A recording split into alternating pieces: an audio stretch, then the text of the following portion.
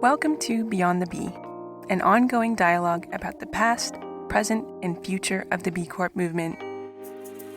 Co-hosts Emmy, Alison, and Ryan Honeyman facilitate an open and honest conversation about the B Corp movement, advise companies on how to increase their impact, and provide a deep dive into the new B Corp standards that are shaping our community. Welcome, everyone. This is Ryan Honeyman, and I'm joined by my colleague, Emmy, Alison. Hey.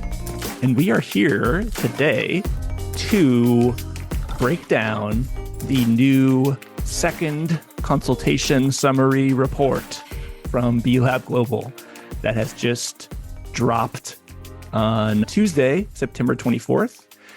And we're recording this on Wednesday, September 25th. So Emmy and I have had 24 to 36 hours to digest this document. To become cross-eyed, looking at all of this content at once. Yeah. And so we wanted to share some of our takeaways and inform folks what's in here because, that's one of the points of this podcast is to help translate to the other stakeholders in the B Corp community, what we're seeing and what may or may not be positives or negatives of certain decisions. So with that in mind, let's jump in. And so just briefly, the organization of this report is on an interactive platform called Infogram. Yeah, I just want to say it is beautiful. Yeah. It's like a very beautiful slide deck. I mean, Infogram, and it's like interactive, and there's like areas you can hover over, and the colors are lovely. And yeah, whoever put this together, it's beautiful. Yes. B Lab is stepping up its game on slide decks and sharing info. So thank you to B Lab for that. And, I guess one of the even better ifs, just straight into like one thing I would love B Lab in the future is it's helpful to be able to download some of this and pull it out and put it into a spreadsheet. And that's just for us nerds who like to really figure out what information is in here. So if there's a way to make this document downloadable and putting it into different formats, that'd be super helpful. But generally, we really like it. So that's just an even better if. Yeah, it's nice to have some colors as opposed to just straight black and white text we've been digging through in the microsite on the Evolution of Standards microsite. Truly. That's my Emmy word for now is truly. And interactive contents. So we've got a welcome to the second consultation report from Judy, Director of Standards. We've got some content on who shared feedback and how. So B Lab talks about the numbers, participation, focus groups. The next section is you shared, we listened. So key takeaways. They're really analyzing our views on impact and clarity and attainability and what they heard. And special shout out to Clay and Charlotte there's a section on the process for incorporating your feedback into the standards. And that was something that I had mentioned would be helpful on an interview I did with Clay a few weeks ago. And looks like they put that in. So that's awesome. It's helpful just to see how feedback moves through the assessment. So appreciating that. And then the second half of this presentation gets into the feedback and proposed changes at the requirement level. So like foundation requirements, all the performance requirements, such as JEDI, human rights, climate action, etc. And the new topic, fair work, which we'll get into. There's some feedback about performance recognition, IBMs, equity mechanisms, and then what's next.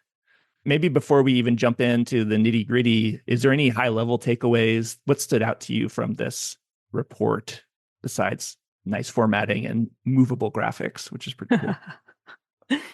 I will say that I was pretty surprised, and I shouldn't be surprised, to see that a majority of the survey respondents. So this version of the consultation has been informed by hundreds of people who have dedicated their valuable time and knowledge and wisdom to filling out a very long survey.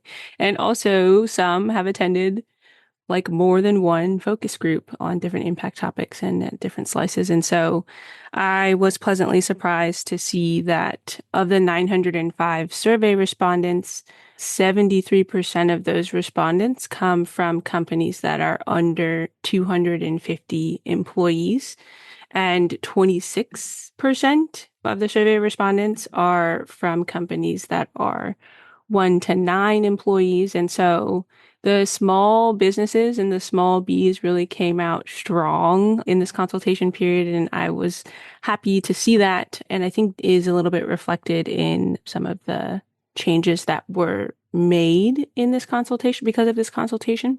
I think also what was interesting is that I think we know that a large reason that B Lab is moving in this direction for the evolution of the standards is that everyone would really like for the standards to be more clear and for what it means to be a B Corp to just, to be a lot more clear. And so I think they're definitely moving in that direction. 84% of respondents indicated that the draft standards would clarify what it means to be a certified B Corp, whereas 71% of B Corp respondents said that they're either already meeting the standards or that it's possible to achieve the standards. And so that's exciting because attainability has been a real concern in the community. And I think that we're really looking to strike a balance between ambitious and attainable.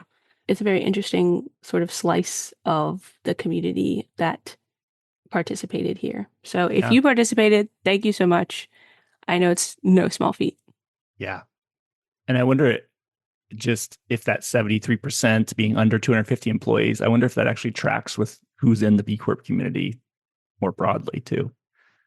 I imagine Probably it's pretty close. Yes, correlates quite closely. Ooh, and I think also that was something interesting is that there's a really good representation by region as well.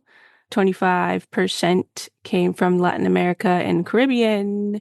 20% came from Europe and Central Asia. US and Canada was 21%. UK was 18%.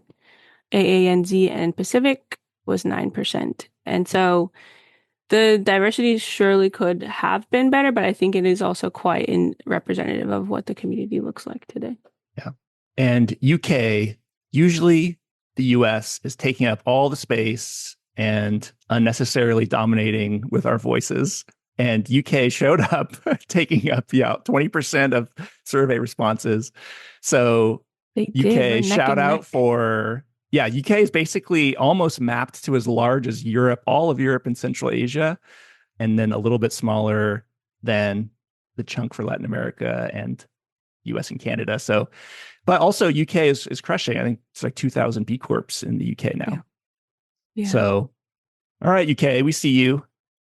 We like to be global hegemony US, but we'll let you in. I'm just kidding. Exciting. And so let's move on from here. One thing Emmy and I plan to do is not necessarily rehash all the talking points that Clay had in our previous episode, because he talked a lot about the importance of making sure that the B Corps are attainable and equitable and clear. And, so he kind of talked a little bit about some of those things. What we're hoping to share more in detail today is a little bit of the results, what came out of this consultation that he wasn't quite ready to share, or maybe he didn't have the data yet when we spoke. One thing, maybe on slide 14, so kind of skipping some of the general sort of discussion about who sort of responded.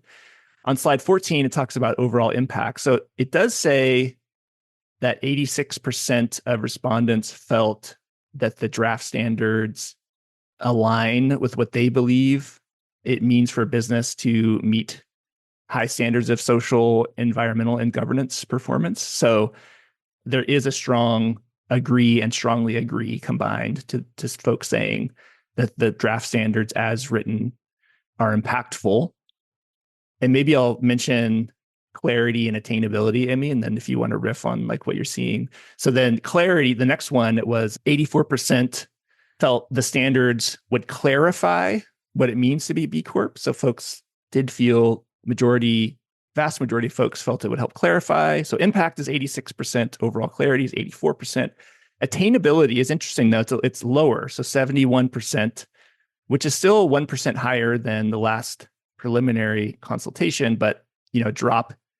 People feel like it's impactful, it would help clarify, but attainability, there's still some question marks. What do you make of that, Emmy? Yeah, I think that balance, truly, the balance between ambition and attainability, it really is such a difficult line to walk. And I know I can say that I was hoping for some really ambitious standards to really move the needle. And there's another statistic in here. Oh, it's like that the draft standards would help make meaningful progress in addressing the world's social and environmental issues to a large or very large extent. We have to make some pretty substantial changes to the way that we run businesses in the world. And it's going to take some pretty substantial action to make progress towards these goals. However, I also think that there should be a better mechanism or a better runway, a better transition period for the companies that have committed to this movement, and just more opportunity to sort of like incorporate these very ambitious standards. And so I think, yeah, that's sort of trying to find the balance between ambition and attainability. It's a really tough line to walk. Yeah, absolutely. Yeah. And so on slide 17, it's talking about the different topics that folks were surveyed on and how well folks felt like they were doing or could do on a given topic. And it's pretty interesting looking at this because me and Emmy were involved pretty heavily in some fair wages topic discussions. It's difficult for a lot of at least US, particularly manufacturing, retail, food businesses to pay a family living wage just because of the way US capitalism operates. And so it's not surprising to see a fair amount of people say in the fair wages topic that they're likely not meeting these requirements and believe some are not possible. So that was a combination of, there's about 30% of people said they don't feel like they can actually meet these topics. But interestingly, that wasn't the highest scoring one that folks said they couldn't meet. So the climate action was the number one topic area that said, we don't feel like we're currently meeting the topics and we don't feel like we ever could. And so that was a bit interesting. Maybe it's, hopefully the previous episode with David Jaber around like how to actually meet the climate action requirements could be helpful for folks. And then I'll just mention the second one and see what your thoughts are, Emmy. But the sort of first was climate action, and the second most difficult was environmental stewardship and circularity, followed by fair wages and human rights as the top four most difficult. What's your take on all this? Yeah, I mean, those areas in this version of the standards are definitely the most difficult to attain. And I think it's interesting that climate action and environmental stewardship and circularity, they're kind of complementary theoretically, like they both sort of fall under the sustainability umbrella. And I would be curious to know how many folks struggle like with either or. So usually I feel like companies have a strength in the sustainability arena or the wages, workplace culture, human rights aspect of things. They're pretty high bars as they were listed in the evolution of standards, and we can dig into that a little bit. But I think that they, in this consultation, realized that they could offer a little bit more wiggle room, especially because, like I said, this is the first transition to this level and version of the standards. I think in the Clay episode, he said that there isn't really technically a name yet because it should have a different name other than quote unquote version 7 is so different. But we can be making a substantial jump, like a leap, to really signify to all stakeholders that we mean business. But there's still opportunity to improve in the future and sort of provide the opportunity to transition into things. So, yeah, I think they were definitely super high bars. They're still quite ambitious topics, but it is something that all companies should be thinking about.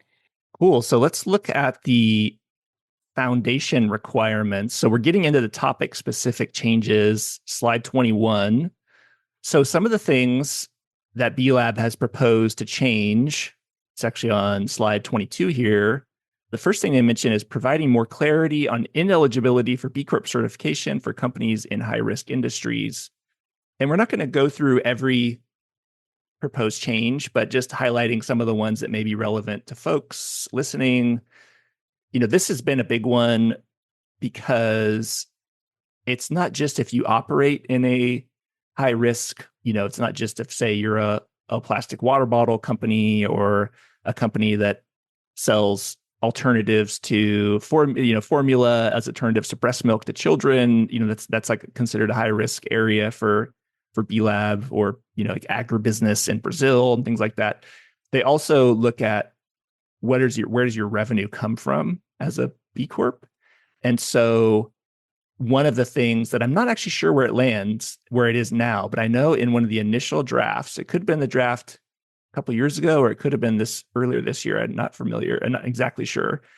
But there's something about if you have any revenue that comes from, say, recreational marijuana companies, or if you have more than 1% of revenue coming from, say, like pharmaceuticals or fossil fuels, that you have to disclose a lot more and you may be disqualified. And so B Lab hasn't given guidance yet with this. The update isn't 100% clear what's going to happen, but they do say they're updating, giving further clarity on the materiality on the thresholds for ineligibility for high risk industries. And so we'll have to keep watching that. I wish I had sort of an exact number and way to speak about it, but that's just something I'm looking at. I have a number here, but I'm confused as to why this is the only one listed here. So foundation requirements 1.2, the company's not operating in high risk industries or engaging in high risk practices. The company's not directly involved in the following industries, nor do they serve clients in the following industries: firearms, weapons, munitions, pornography, tobacco, gambling, recreational marijuana. And then not directly involved in the following industries: prisons and detention centers, fossil fuels from coal or oil sands. And then the company does not generate more than 5% of annual revenue from serving clients in the fossil fuels from coal or oil sands industry. So I think that's pretty interesting that that's the only one that they sort of flex on. But I'm not sure if this will be the final list and the final threshold. And I have, usually when we go through the standards, the evolution of the standards together, we have all sizes, all sectors opted in here. And so it might be different for different sectors and different sizes. Just my little disclaimer there. Yeah, and it's interesting that they choose coal or oil sands as the 5% revenue threshold and say those represent the fossil fuels with the highest negative impact. I guess what B Lab is saying, the gist is this section will be evolving and they will be adding more thresholds. And so if folks want to go in to see where it currently stands, you can go into the existing draft standards, and then it's FR 1.2. Yeah, and then in the other changes that they're making, there's quite a bit of like sort of reorganizing and rearranging to, again, emphasize clarity, but they're moving the FR 1.3 and FR 1.4 to, which is, companies lobbying of public policy is not contrary to the purpose of contributing a positive impact on society, environment. They're moving that to government affairs, collective action. Government affairs and collective action. Yes, all the acronyms. So that makes GACA 1. GACA 1. That one makes sense. Okay. So I think part of this is we're trying to show you all folks, like Emmy and I are deep nerd B Corps, and we still have a hard time figuring this out. So if you're confused, welcome to the club. So that's the text just starts like blurring. Just Yes, like, okay, and then I'm cross-referencing this with that and this other website and this other evidence that they mentioned here in this other place. totally. Cool. Well, why don't we keep moving here to maybe we'll move out of the risk. There's some other pieces in the risk area, but let's move on to some of the performance requirement changes. And the biggest shift here is the combination of workplace culture and fair wages into a new topic called fair work. And the reasoning that B-Lab gives is that there's several new labor sub-requirements, and there will be changes to sub-requirements under the existing two workplace culture and fair wages. If you add new sub-requirements and then change the existing workplace culture and fair wages, they thought, well, why not create one section to sort of organize and streamline how this information is presented. And so from now on, you'll have a new impact topic called fair work, and workplace culture and fair wages are going away. Any thoughts on that one, Emmy? I'm excited. That makes more sense to me. I'm still curious what the format of how we will interact with these standards in the future. We're currently interacting with the impact app and the impact assessment, the B impact assessment. When you combine two impact topics into one, that definitely helps with the clarity, but it does make things a little bit more difficult to achieve when you're like just scrolling on the microsite. And so, yeah, I'm curious what the format will be and if B-Lab will present this information and the standards in a slightly more interactive format than it currently is. But for clarity, this makes sense. Cool. And they're getting rid of one of the questions called communications channels. And not that anyone would really know about that, but I randomly was working with a client and I created a communications channels policy, which was, it's sort of really nerdy. It's like all employees will have vertical and horizontal communication. Horizontal is like between employees and vertical is between the organization, like the employees and managers. And so I think B-Lab basically came to the conclusion that the stakeholders shared that this was a little too unnecessary and formal for inclusion. So they're dropping communications channels for the two people out there who cared about that. It's no longer a part of the assessment. So I find that interesting because didn't we create a communications policy internally at Lyft recently? Which is pretty interesting because we didn't have one before, but when we started incorporating more channels than email specifically, like we started incorporating GChat and now we kind of interact on Asana too sometimes. But yeah, it seems like it might be a bit in the weeds, but it is part of the mechanics of communicating with your team and your managers and your direct reports. And so that's pretty interesting to me. However, I also think that a lot of the documentation that B-Lab asks of companies actually does. They're often asking us like, okay, do you have this policy and how do you share it out? And like a lot of the time that's the communication channel. So I think this is pretty interesting, but I'm pretty sure a lot of people are kind of celebrating that this in a way. Yeah, I totally agree. And I could go into a whole nerdy sub discussion of the whole access needs sheet that we have about what are the tools that people use to communicate and barriers and what's your typical schedule, email boundaries. So that's a whole separate thing, but we're going to keep it consultation report focused, infogram focused. And so we're going to move to purpose and stakeholder governance. This is on slide 30. And honestly, there's a couple things here that have been changed.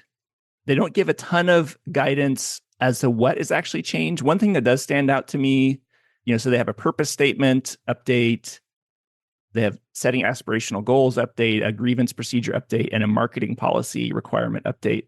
One thing that I thought was pretty interesting from this marketing policy update is that it says for smaller companies, the marketing policy could be contained within, another more holistic company document, such as maybe an employee handbook or other thing, because a lot of small B Corps don't have a marketing department.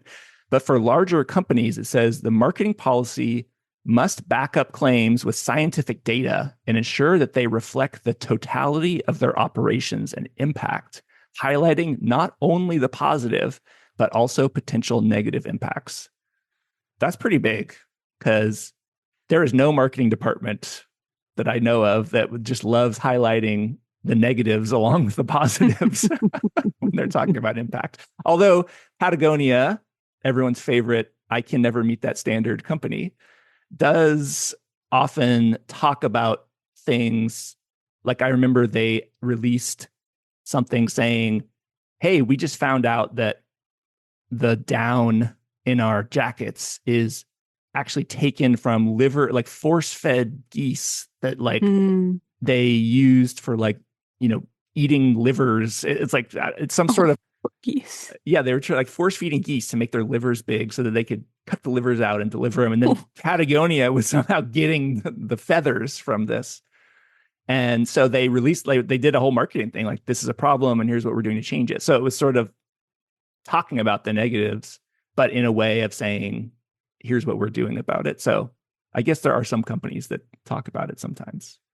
Yeah, there are some really wonderful ways to make those things learning opportunities for everyone. But I think this is interesting because I don't know if we've seen the standards be so prescriptive about things like data privacy. I think a lot about, there's some great B Corps in the community that help folks really be mindful about the cookie policies and I forget what it's called, like GDPR, but the fact that you have to opt into, you have to very much consent to being on an email list. And I think, larger companies do already have this kind of data, and it's kind of cool that B Lab is requiring some transparency here, that folks are being intentional about it and fixing things when they break and being more mindful about it. Because, there's so many of us that on this planet that are navigating our world through the internet. And we really have to get more intentional about data sharing and privacy and all that jazz. Yeah. And if folks didn't catch it too, this is for larger companies. And the way that B Lab defines larger is 250 employees or more. So this would only be relevant to the scientific data and sharing positive and negative impacts along with totality of operations. I think what this is getting at is the EU has some legislation coming down. I think California has some, but the EU has been really driving some of these marketing claims pieces. So shout out to folks in the EU who are forcing the whole community in a loving, accountable way to come along with you.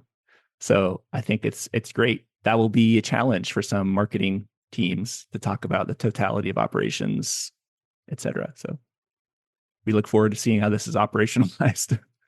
It will, and I'm so sorry. No one in particular is coming to mind, but truly there are some great B Corps that are in the community today that will help you think through this. Yeah. Come to Lyft Economy and we'll refer you. Yeah, pretty much. Okay, let's talk about, so workplace culture and fair wages are being combined into fair work. So what we can say is that the biggest change is that the two topics are being combined.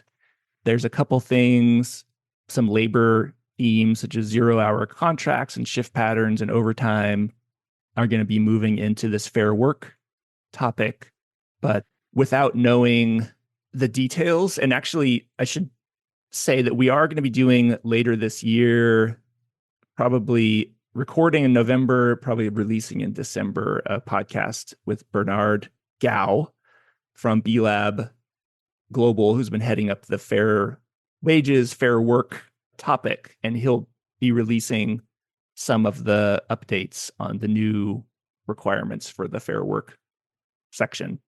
Is there anything that stands out to you in just the fair work topic that you think it's worth us speaking about, Emmy?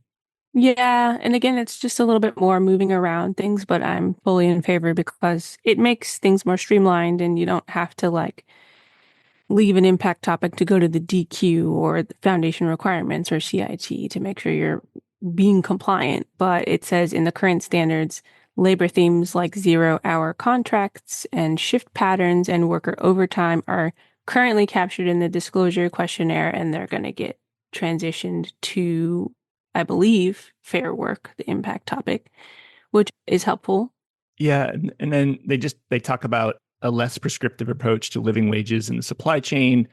So they again, there's not really details yet about what that will look like, but hopefully with Bernard, we can get into the nitty gritty. Yeah, I think so.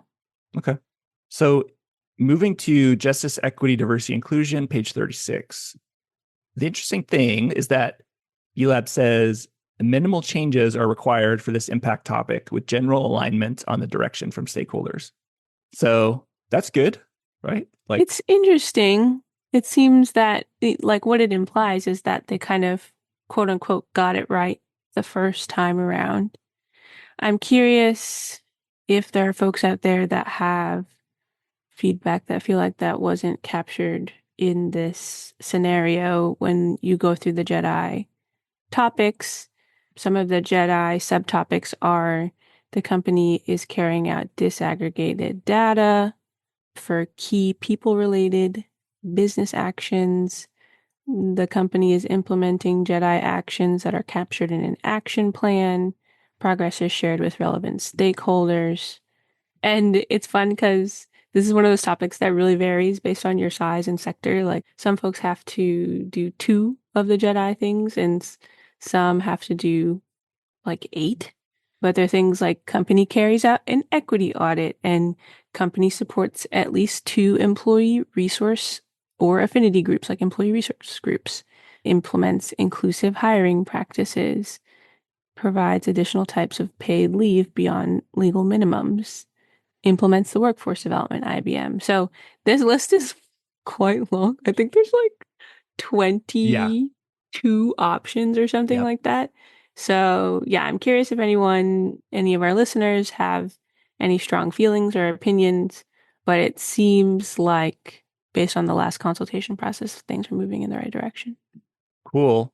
So let's jump to human rights, page 38. So the main change the B Lab is saying is heightened due diligence in conflict affected situations. So it says they're exploring a new consistent approach to due diligence for companies with operations in conflict affected areas.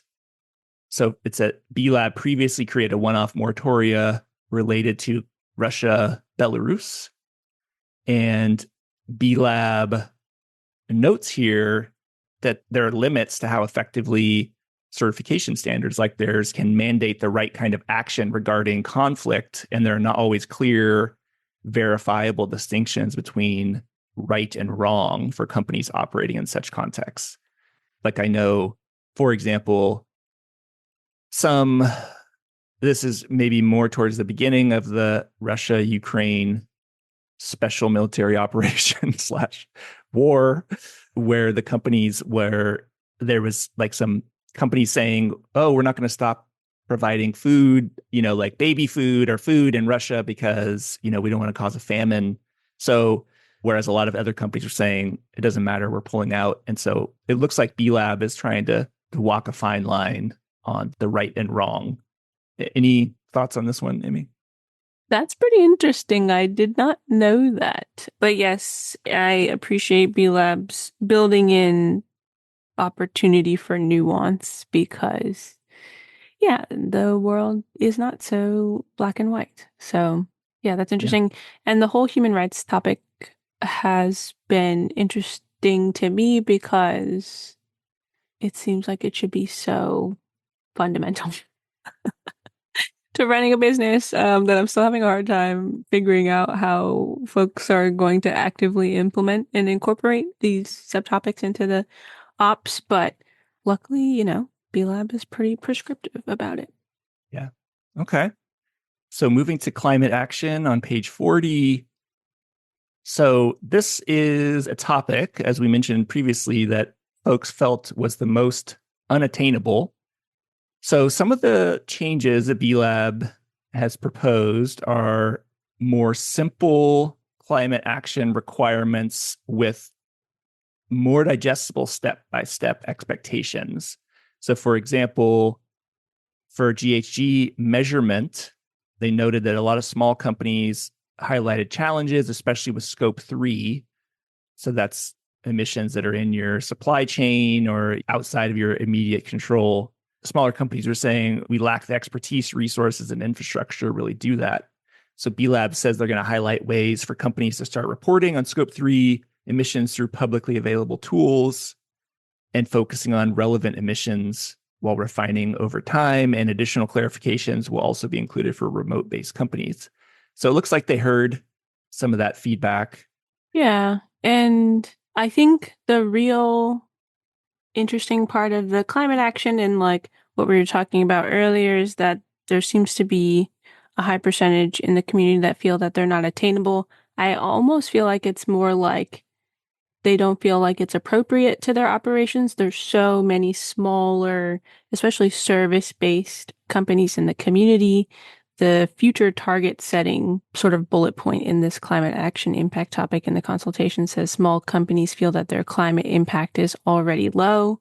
And so I think it's just kind of like a little bit of an awkward thing to incorporate into your business model when you're not manufacturing and you don't have a physical footprint. But I do think that this is easier than it seems, especially with the tools out there specifically for small companies. There are some great tools out there, and the spend-based tools was mentioned in the previous bullet point. So you just have to understand what you spend money on and in what like the categories that these tools prefer them to be in.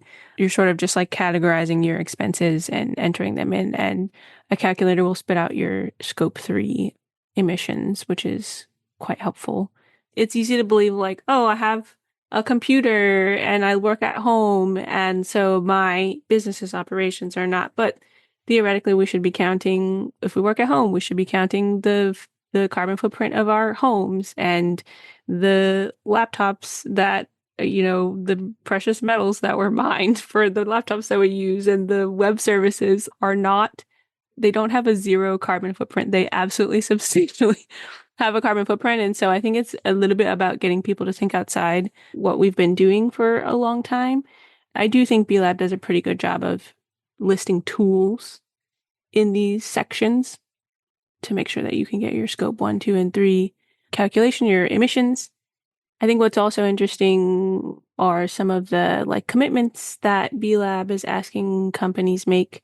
Net zero. Yeah, I think again, people are finding it that it might not be relevant or appropriate, but I do think it is relevant that we think about how our companies can be net zero even in a remote first setting. Yeah, totally. A couple other quick things that B Lab mentions is they're going to increase flexibility into the requirements.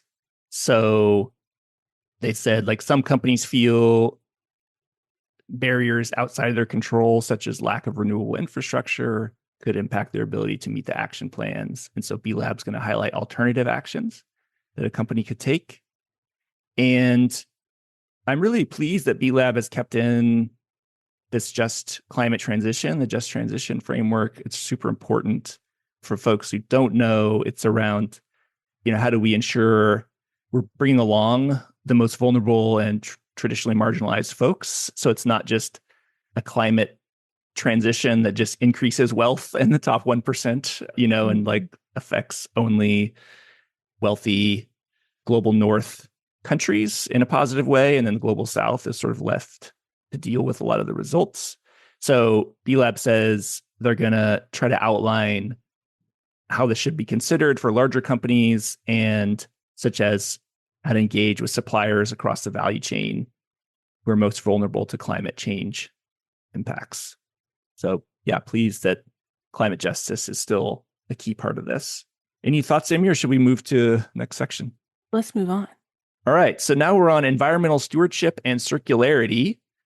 So biggest proposed changes, B Lab talks about improving alignment with the waste hierarchy. So this gets into circularity and the waste hierarchy. For folks who don't know, prevention is the top of the waste hierarchy. Then it goes one step below is reuse. One step below that's recycling. One step below that's recovery. And then the sort of least good thing to do is disposal. The red. That's the red zone. They want to ensure companies prioritize that waste hierarchy. They also mention recycling infrastructure, moving away from circular material use rate as a single metric. So basically looking more at actions instead of just the use rate percentage, like metric, and then looking, what are the different things you're doing to improve recovery of company products? And then also talks about coverage of pollution, looking at a gap related to pollution and sort of how that can be addressed through this requirement. Anything stand out to you about these changes, Emmy? Okay, so the ESC 3.4 recycling infrastructure in countries of sale, it feels a little bit specific to the US, but I live here, so they are updating it to allow for a better understanding of the recycling infrastructure in the company's countries of sales. But it's pretty kind of fun to think about, like, well, if you can't recycle, that means that theoretically you have to do something else. So I guess folks have to start sort of investing in recovery and reuse wherever possible. So yeah, I guess folks were pretty vocal about like, oh, but we can't recycle. But that means that we gotta try a little bit harder in other areas. Yes, totally. So let's move to government affairs and collective action on page 44 and 45. So the big changes, there's some new lobbying guidance, adding more guidance on responsible lobbying policy and requirements, more guidance on in-kind contributions, and increased alignment with other initiatives on a responsible taxation approach. I know that taxation has been a big topic of conversation in the B Corp community for a long time. Particularly, it stood out for me in, I think, around 2017 when Etsy became was a certified B Corp and then went public and then opened an Ireland subsidiary. I'm not sure the latest laws, but at the time, if you opened an Irish subsidiary and like moved your IP there, it was basically to avoid taxes. And so it looks like B Lab is trying to align some more guidance with global taxation approach. What are your thoughts on any of these, Emmy? I'm pretty excited about it. It's unclear to me how much of this becomes transparent to the public. From what I understand, this is still largely like documentation that we're submitting to B Lab, and then B Lab manages that information for as long as they want to, but usually they try to like get rid of it between reviews. And I also wonder if there's that transparency requirement for public companies and that type of thing. But yeah, I mean, this company shouldn't be allowed to avoid taxes. So that's exciting. Yeah. Yeah. And it does say, depending on your company size, there is a public disclosure of the company's global overall effective tax rate. That's a requirement. I think that's for large companies, though. So we'll see. I should say all of this will be final in early 2025. So we're still in a little bit of a speculative place, but it is getting closer. We are getting closer. Okay, so complementary impact topics. This sort of a mysterious section. It's like, what does it mean? It's just like, it's like the catch-all for like anything that didn't fit in the other ones. But B Lab has said that they're going to actually get rid of the complementary impact topics section and integrate some of the things that did show up here into other impact topics. So some of the feedback they received was, given the overall ambition, a number of stakeholders acknowledged that its diminished value of requiring detailed assessment against complementary impact topics. Yeah, they're going to remove it from, this is me just riffing a bit here, but I wonder what that means for someone who has like a community service policy or a local hiring policy. Like, maybe the first version, the current version of the assessment, version 6 and previous versions did give a lot of points for a bunch of policies. I think we have like 50 to 70 different templates that we use with our clients. And it'll be interesting because I felt like complementary impact topics was going to be the place where they stashed, okay, you can have all your policies in this one. But if they're getting rid of it, I don't know. Do you have any thoughts on removing this topic or this more broadly, Emmy? I have to be honest, I'm still confused about the whole situation because I am pretty sure that CIT1 was asking that folks complete the B impact assessment. And I don't know if it was a certain percentage or what on top of all of completing all the subtopics, the impact subtopics, which is like so much work. I'm glad that they did away at least with that, because I do think that some of these like community service policies and local hiring policies, they will get incorporated into other impact topics and subtopics.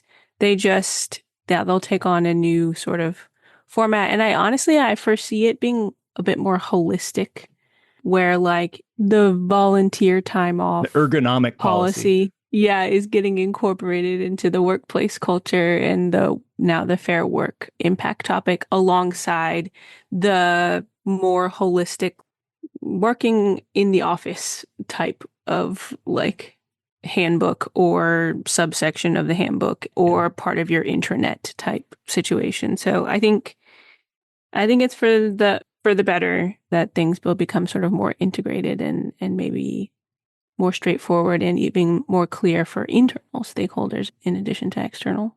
Cool. We're on the home stretch here, folks. There's a couple overarching themes. We're going to speak about performance recognition, impact business models, and equity mechanism for countries and territories. So performance recognition, this has been a big concern for a lot of the B Corps who felt like the score with all its flaws was still helpful in motivating people to improve their performance. And it was a way to optimize a number, which a lot of business people like to do. So B Lab had proposed a way of, for example, in the human rights subtopic, you might have something like the company has a public human rights policy. They would have 3 scores of like 1 is does not meet, 2 is meets, and then 3 is exceeds. And so you would have basically kind of looks like a target, it reminds me a little bit. We just had a donut economics webinar earlier today, but it reminds me of the donut. It's like, where are you exceeding and meeting and where are you falling behind? Pretty exciting. So yeah, B Lab, it says their approach of having this meet or does not meet, meet or exceed. And then within the impact business models as a differentiator, their categories would be developing, advanced, outstanding, or leader. And so, even within a non-score based assessment, giving some variation, they found that 68% of B Corps and 74% of non-B Corps agreed with this approach. What is your take on this one, Emmy? Do you feel like this performance recognition proposal meets what you were hoping for? I will say that I wish that the performance recognition proposal was a little bit more clear. Like they go through in this on the microsite and they like give you like a piece at a time, and they never quite present you with the whole, this is what your public profile would look like. And we propose like, are you going to choose A, B, or C? I think they were attempting to do some of that in the focus groups, but I do wish it was a little bit more clear how they're going to present it. On the whole, I'm excited about this presentation of the standards. It seems simpler. It's much more clear. It's hard to tell, I think, now that we're so deep in it, like, is it really clear to the consumer? I hope so, but I'm excited about it. It's more color, so that's cool. Yeah. How about you?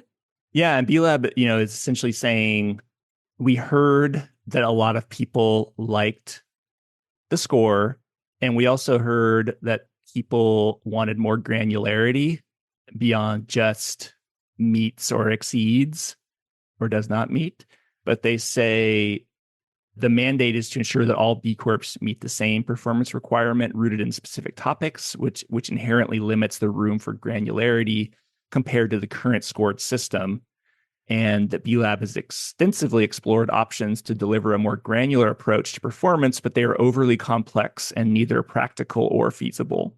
So basically, they're saying we're proceeding with the meets and exceeds approach for now and probably for good.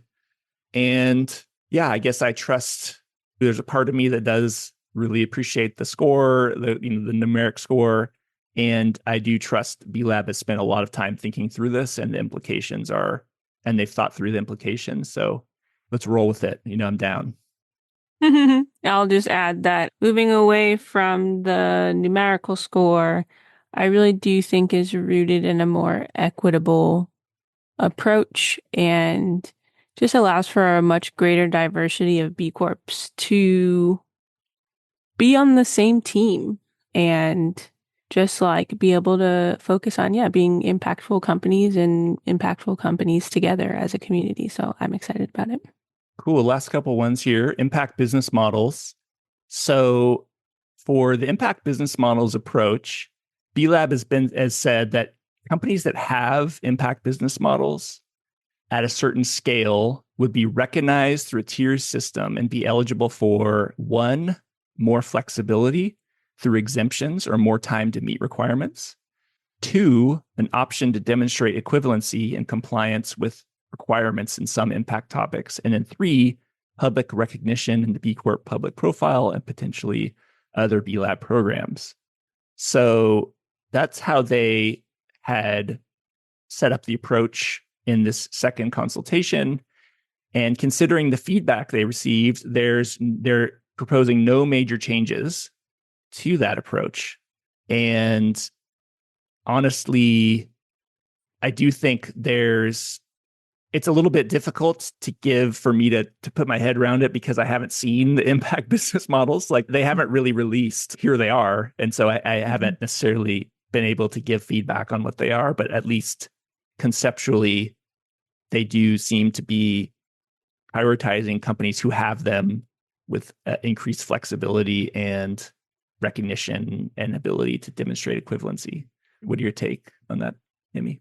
Yeah, if I were to assume that they're carrying over the same IBMs or very similar IBMs and similar compliance criteria to meet those IBMs, it is a very interesting strategy to allow some flexibility in being able to sort of be exempt from a certain percentage of the impact topics in the evolution of the standard. So it is difficult to decide without fully knowing what they are, but it's interesting. And I think just to sort of paint the picture, that I'm pretty sure the public profile would look something like this Target looking icon.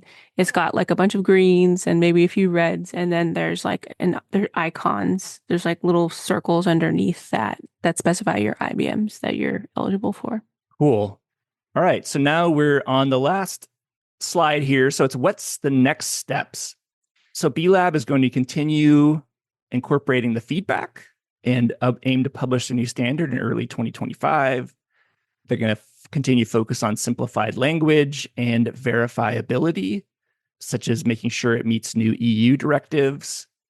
They're going to continue to explore the new standards, how they will be managed for both current and aspiring B Corps. And they will be focusing on upskilling and B Corp preparation for folks who need to learn more about these updates. So overall, yeah, I hand it to B Lab for, I can't even really comprehend, like it makes my brain feel like it's going to explode thinking of creating these new standards. I will say I'm just very, very curious where they land in Q1 of next year. Like what's going to happen? Yes, so appreciative to all of the staff in the B Lab network, the whole global network, the Standards Advisory Committee, and everyone who has spent their time and energy on providing feedback in this process. Like, this process very much is the community, and I appreciate B Lab including us so much throughout this process. Great. Well, thanks, Emmy. It was fun. Thank you, Ryan. Running through this. And hopefully this was valuable for folks. And please reach out to us. We'd love to hear your feedback. What did we miss, or what would you like to hear more on? Hit us at beyond@lifteconomy.com. And until next time, we'll see you then. Bye. Thank you for listening to Beyond the Bee. We are trying to grow our audience and wanted to ask you a huge favor that you can do right now. Try to think of one person that might like this show. Then pull out your phone and text them something like, "Hey, I think you might like this new podcast, Beyond the Bee. Check it out at lifteconomy.com/beyond. You can subscribe wherever you get your podcasts."